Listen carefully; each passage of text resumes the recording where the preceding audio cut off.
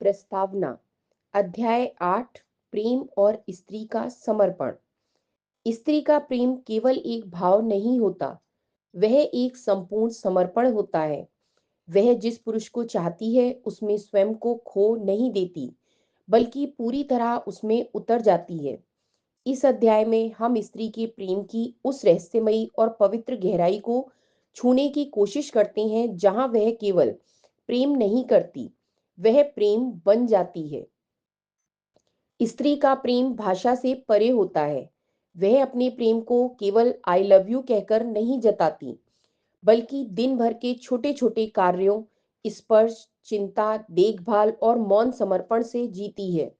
वह उस पुरुष की ओर स्वाभाविक रूप से आकर्षित होती है जो उसकी भावनाओं को समझ सके, जो उसे महसूस कर सके, ना कि केवल उसकी बातों का विश्लेषण करे। यह अध्याय दिखाता है कि स्त्री किन पुरुषों के साथ सहजता महसूस करती है और क्यों। इस अध्याय में हम यह भी जानेंगे कि स्त्री का प्रेम एक निष्ठ क्यों होता है। वह बट नहीं सकती क्योंकि उसका दिल एक बार जो चुनता है वह फिर उसी में रम जाता है। उसकी वफादारी उसकी आत्मा से जुड़ी होती है, ना कि परिस्थितियों से। और जब वह किसी रिश्ते में होती है तो वह केवल साथ नहीं देती, वह छोटी छोटी कुर्बानियां देती है जिन्हें कभी गिनती नहीं, बस जीती है। लेकिन जब उसका प्रेम चोट खाता है तब वह सबसे ज्यादा टूटती है, क्योंकि उसने अपने मन, तन और आत्मा से जुड़कर प्रेम किया था। यही वह क्षण होता है जब पुरुष की भूमिका सबसे अहम हो जाती है।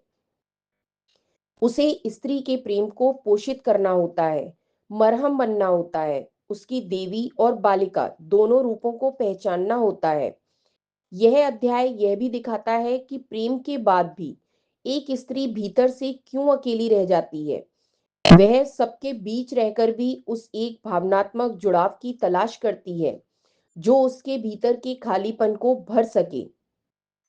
और तब यदि कोई पुरुष उसे समझ ले तो वह प्रेम उसके लिए केवल छाया नहीं बनता, बल्कि एक ऐसा प्रकाश बन जाता है जो जीवन भर साथ चलता है। प्रेम में स्त्री को पढ़ा नहीं जा सकता, उसे बस अनुभव किया जा सकता है। यह अध्याय उसी अनुभव की ओर एक यात्रा है, जहां पुरुष केवल प्रेम नहीं करता, बल्कि प्रेम को समझता है। और यही स्त्री के लिए सबसे बड़ा उपहार होता है,